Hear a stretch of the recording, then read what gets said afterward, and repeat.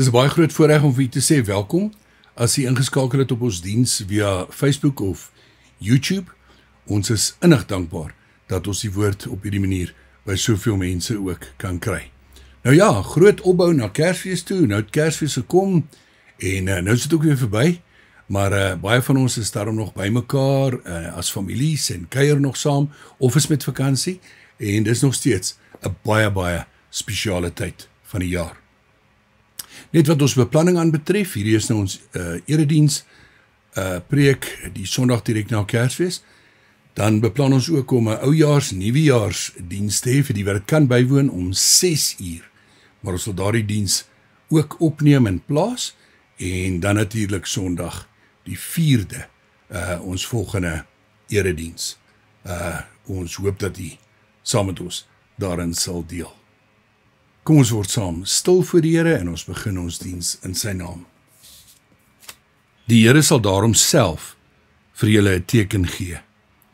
'n Jong vrou sal swanger word en 'n seun in die wêreld bring en sy sal hom Immanuel noem. Amen. Genade vir julle en vrede, dit kom van God ons Vader en van die Here Jesus Christus, deur die kragtige werking van God, die Heilige Gees. Kom ons bid saam. Here, baie dankie vir elke geleentheid, elke Sondaggeleentheid, elke uitsendingsgeleentheid. Ons is dankbaar daarvoor. En dankie dat die woord ryk is en vir ons altyd deur die Gees nuut gemaak word. In ons gebed wil ons erkenning gee aan U as die enigste lewende en ware God, te midde van so baie mistastinge in die wêreld. Ons wil bid dat in hierdie tyd waar Kersfees gevier word, nie net deur Christene nie, maar deur 'n wye verskeidenheid van mense, dat die ware boodskap van Kersfees tog tot almal sal deurdring. En dat mense wat U nog nie beleef het as die lewende Here en die Verlosser nie, bietjie dieper in die Kersgebeure sal kyk en luister en deur die Gees vir U sal ontmoet. Wees nou saam met ons as ons U woord oordink en spesifiek die Kersverhaal. Alhoewel dit vir ons oorbekend is, help vir ons om vandag in diepte daarna te kyk. Ons bid dit alles in afhanklikheid van U. Hoor ons asseblief. Amen. Ek wil begin met 'n kort inleiding wat uit 2 fasette bestaan. Die eerste is, ons het onlangs die voorreg gehad om 'n balletuitvoering by te woon. Nou dis altyd 'n baie groot voorreg. In hierdie geval was dit die Neutkraker suite. Maar van ons vriende het dit ook bygewoon en my kollega en so meer het dit ook bygewoon en so aan. Nou, dit was absoluut fantasties en 'n belewenis, maar ek wil vanoggend fokus daarop dat ek toe so 'n bietjie geluister het hoe praat mense. En wanneer hulle dit praat, is dit baie duidelik dat sekere fasette of elemente van hierdie balletuitvoering verskillende mense meer aangeraak of aangespreek het en dit vir hulle besonders was. Ek noem enkeles. Party mense kyk na die geheelbeeld en hulle praat ook oor die uitvoering wat hulle beleef het in sy geheel en hoe spesiaal dit was. Dan is daar mense wat duidelik baie getref is deur die besondere kostuums en hulle praat weer meer daaroor het jy hierdie verskil en daai verskil gesien in die kostuums en is dit nie absoluut aangrypend nie. Enkele mense oor die dekor wat eenvoudig maar tog baie treffend was. En dan is daar mense vir wie spesifieke van die dansers besonder talentvol was en hulle net getref is deur hulle ongelooflike talent. Dan het iemand gesê, die 2 heel kleintjies wat maar eintlik kleutertjies is, wat 2 engele voorgestel het en wat so getrippel het op die verhoog en uit en so opgetel is, dat dit vir hulle absoluut besonders was.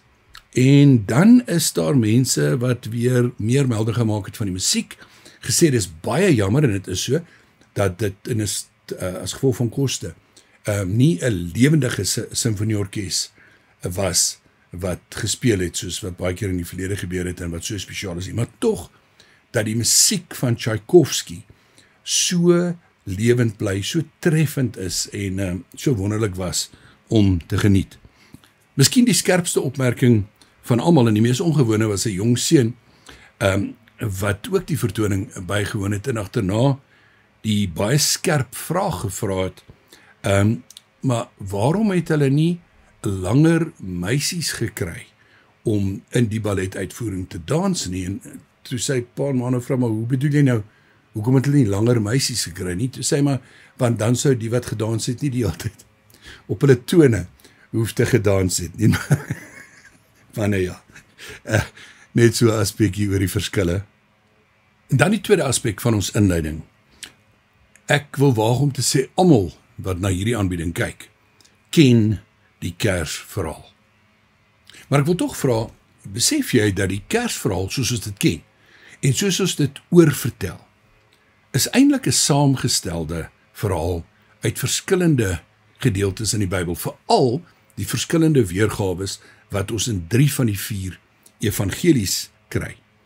Nou, vandag wil ek dat ons een vir een na die verskillende Kersverhale kyk, bietjie let op wat die verskille is en eerlik vra en antwoord waarom daardie verskille daar is.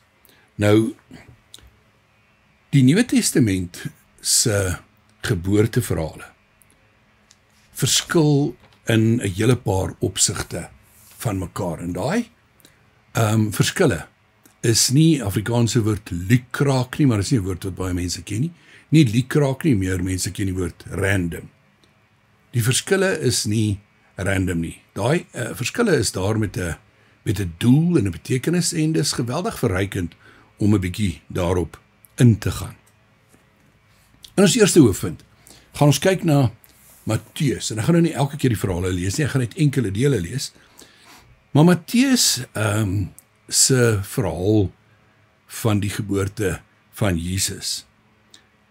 Matteus het 'n spesifieke teken gehoor in gedagte, en daarom belig hy die Kersverhaal of die geboorte van Jesus vanuit 'n sekere hoek.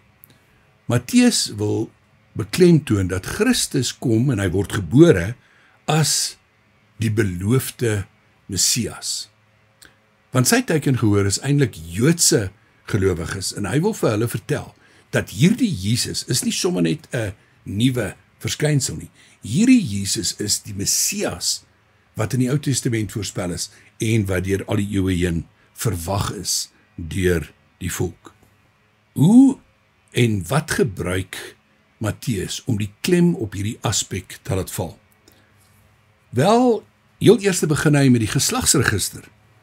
En hy gee die geslagsregister van Jesus werk hy terug, maar net tot op 'n sekere punt, en dit is tot op die punt van Abraham, wat bekend staan as die vader van die gelowiges, en bekend staan as die eerste persoon vir wie God geroep het, om met hom in 'n verhouding te staan, en vanuit hom die verbondsvolk. So, hy begin met die geslagsregister van Jesus by Abraham.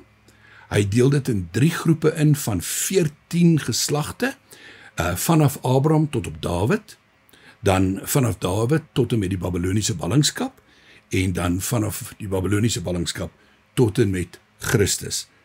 3 groepe van 14 geslagte elk. Tweedens haal Matteus aan uit die Ou Testament. Die Ou Testamentiese beloftes of voorseggings of profesieë rondom die Messias. En ek gaan na 2 verwys. Ons lees dit uit Matteus en dan sal ek sê waaruit hy aanhaal uit die Ou Testament. Die eerste is Matteus 1, vers 22 en 23. Dit het alles gebeur, sodat die woord wat die Here deur sy profeet gesê het, vervul sou word. Die maagd sal swanger word en 'n seun in die wêreld bring, en hulle sal hom Immanuel noem. Die naam beteken God by ons. Nou dit is natuurlik 'n aanhaling uit Jesaja 7 vers 14. Maar dan lees ons van die wyses of sterrekykers uit die ooste, wat kom navraag doen oor waar die nuwe koning gebore is, en dan sê koning Herodes, of kry hy die skrifgeleerdes bymekaar, en hy sê, waar moet hierdie nuwe Christus of verlosser of koning gebore word.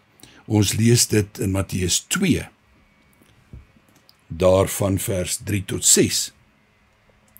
Toe koning Herodes hiervan hoor, was hy en die hele Jerusalem saam met hom ewig ontsteld. Hy het toe die priesterhoofde en die skrifgeleerdes van die volk bymekaar geroep en hulle uitgevra oor waar die Christus gebore sou word. Hulle het hom geantwoord in Bethlehem in Judea, want so is dit deur 'n profeet geskrywe. En jy, Bethlehem, gebied van Juda, jy is beslis nie die kleinste onder die leiers van Juda nie. Uit jou sal 'n leier voortkom, wat vir my volk Israel 'n herder sal wees. Dit natuurlik die aanhaling uit Micha, hoofstuk 5, daarvan vers 1 af. Tweedens gaan ons kyk na die evangelie van Markus, doodeenvoudig omdat dit in ons Nuwe Testament die volgende evangelie is. Mens sou verwag dat by Markus, daar soos by Matteus, soos by Lukas, soos by Johannes, 'n geboorteverhaal sal wees. Maar die interessante is, dat by Markus is daar geen geboorteverhaal nie. Markus begin sy evangelie die oomblik toe Jesus gedoop is, God met 'n stem uit die hemel en 'n duif wat op hom neergedaal het gesê, dis my geliefde seun, in wie ek welbehaag. Met ander woorde, Jesus se punt waarop hy op 30-jarige ouderdom amptelik sy taak opgeneem het en vir die volgende 3 jaar hierdie boodskap van God en sy koninkryk aan die wêreld gaan bring. Nou die rede daarvoor is dat Markus wil nie vashak by hierdie prentjies van die baba in die krib en al daai dinge nie. Hy wil absoluut fokus op die lydende Christus, Jesus se lyding. En Markus verstaan iets daarvan, en dis kosbaar, dat die krib kan nooit van die kruis geskei word nie, en daarom laat hy die klem val op die lyding en op die kruis, en nie op die geboorte nie. Ons kan dit in een sin vertaal deur te sê, Markus verstaan dat Jesus is gebore om te sterwe, en maak nie van die geboorte afsonderlik iets groots nie. Dis baie interessant, want baie mense in die wêreld, met die viering van Kersfees of Christusfees, fokus so op die baba in die krib en romantiseer die verhaal so en so meer, dat hulle nie regtig uitkom by die verlossers aspek en die lyding en die dood en die kruis van Jesus nie. So Markus se verhaal, sy evangelie, het 'n bepaalde invalshoek en hy laat val die klem op die lyding. Die derde evangelie waarna ek wil verwys is natuurlik Lukas. Nou in Lukas kry ons by verre van al die verhale die meeste inligting van dit wat vooraf gebeur het, aanleiding gegee het tot die geboorte van Jesus, die opbou daarvan, die verbande wat daarmee, dinge wat daarmee verband hou en so meer. Lukas se weergawe is ook by verre die langste, en in sy inleiding weet ons dat Lukas sê dat hy poog om histories die mees korrekte verhaal te skryf. Hy het die ander bronne geraadpleeg en alles bymekaar gesit en met die oog en oorgetuies skynbaar gesprekke gehad om na te vors wat het regtig gebeur. Kom ons lees uit Lukas se inleiding, Lukas 1 vanaf vers 1. Geagte Theophilus, daar is baie wat onderneem het om 'n verhaal te skrywe van die dinge wat onder ons gebeur het. Hulle het dit opgeteken, soos dit aan ons oorgelewer is, deur die mense wat van die begin af ooggetuies en dienaars van die woord was. Daarom het ek dit ook goed gedink, om self alles stap vir stap van vooraf te ondersoek en die verhaal noukeurig in die regte volgorde vir u neer te skryf. So kan u te wete kom dat die dinge waaroor u onderrig is, heeltemal betroubaar is. Lukas se invalshoek is heeltemal anders as die van Matteus. Want Lukas wil in sy evangelie die goeie nuus bring dat Jesus het na die aarde toe gekom, is gebore en het gesterwe ter wille van die hele wêreld. Ter wille van alle mense en volke, nie net vir die Jode nie. Hoe doen hy dit en hoe laat hy die klem val? Wel, kom ons kyk net na die verskil tussen die geslagsregister wat Lukas gee en die van Matteus. Matteus het dit gesê, gaan terug tot op Abraham.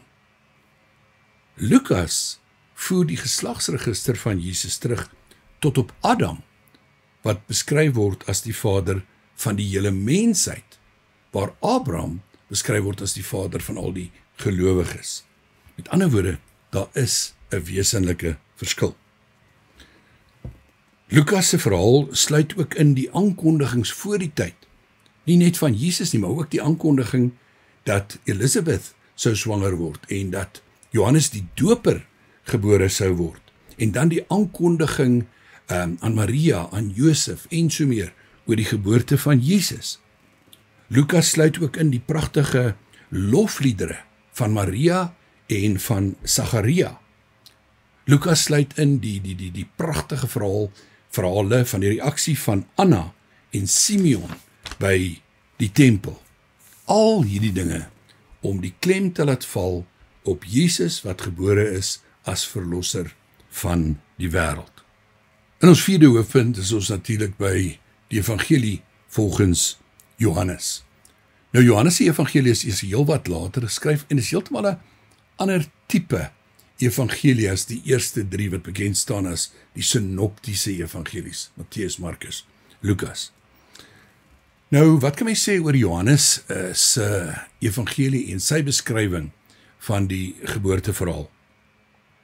Johannes wil nie eers poog om die historiese verhaal te vertel van die koms en geboorte van Jesus nie.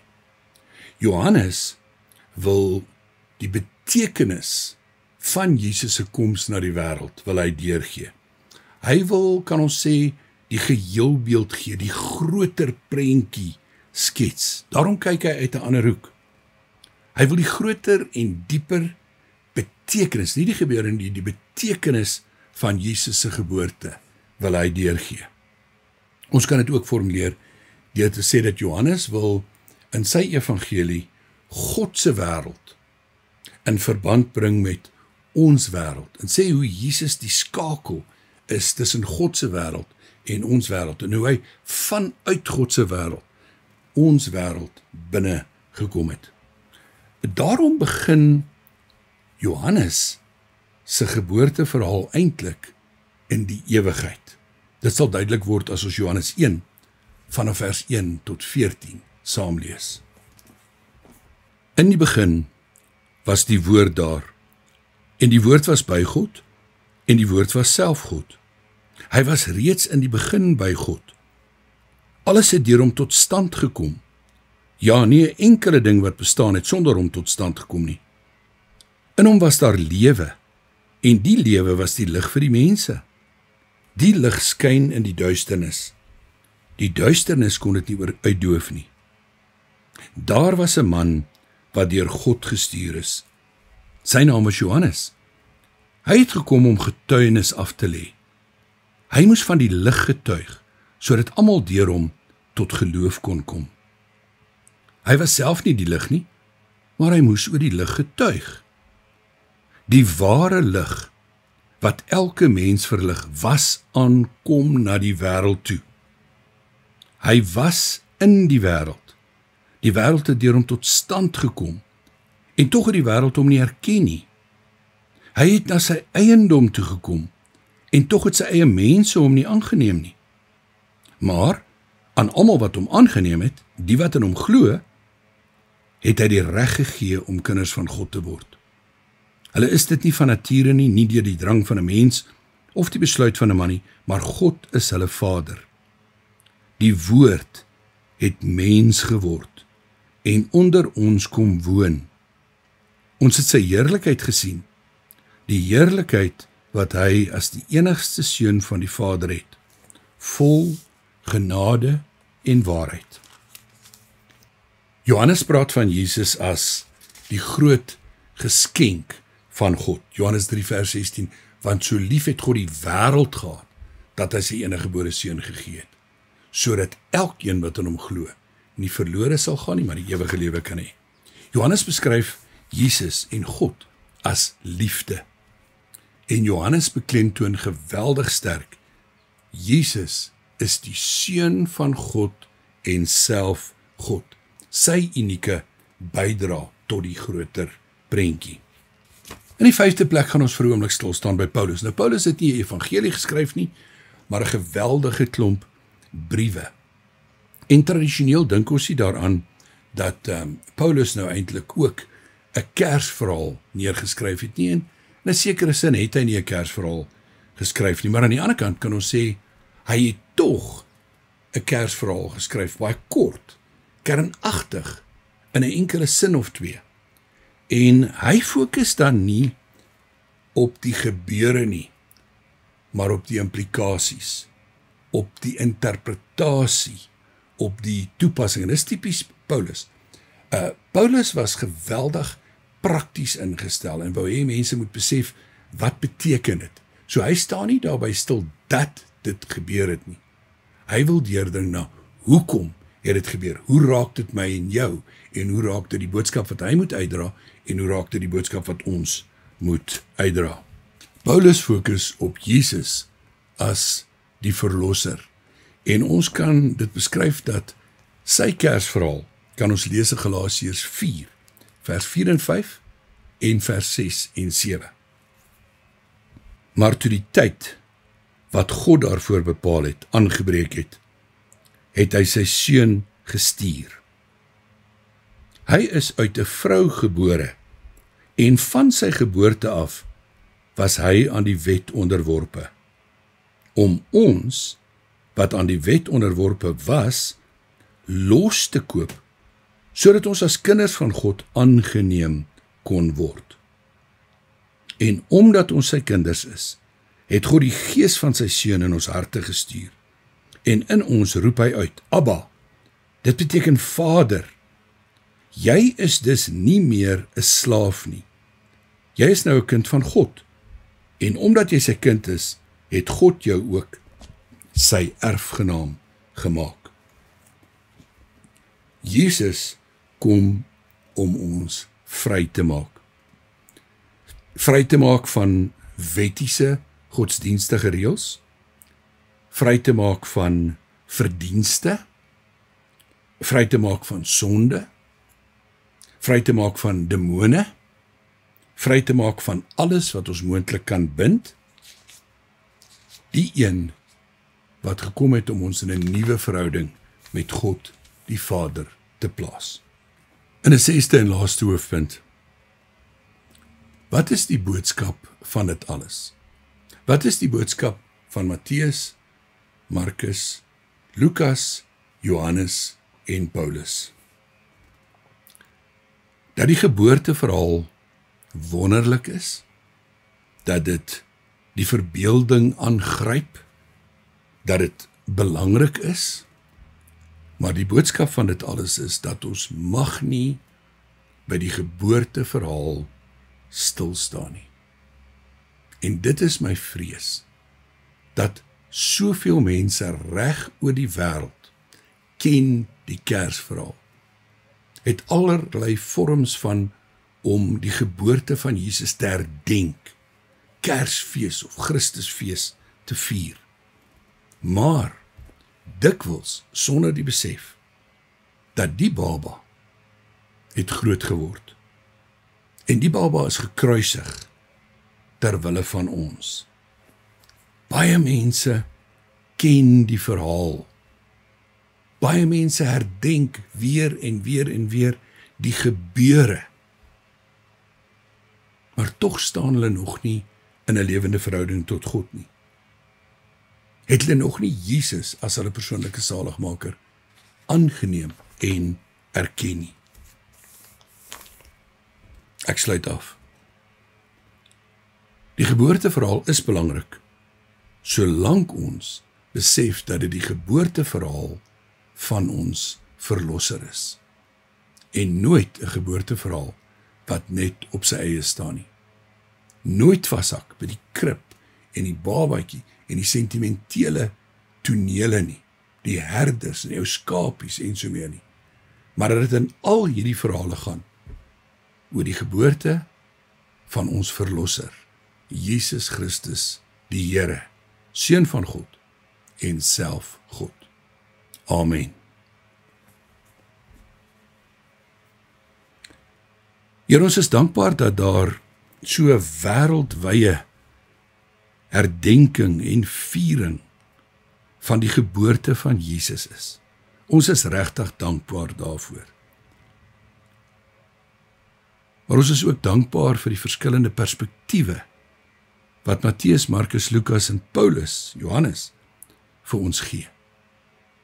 En dit is ons gebed, dat by ons elkeen self die betekenis van die gebeure sal deurdring, dat ons duidelikheid daaroor sal hê, dat U gebore is om te sterwe ter wille van ons, dat U ons verlosser is, en ons wil bid, dat hierdie boodskap weer die wêreld sal ingaan. Here, dan bid ons vir ons wêreld in sy nood, ons bid vir ons land in sy nood, ons bid vir elke individu met hulle nood. Dit alles in die naam van Jesus Christus ons Here. Amen. Die genade van die Here Jesus Christus en die liefde van God ons Vader en die seënende, lerende en oortuigende teenwoordigheid van God die Heilige Gees bly by jou. Amen.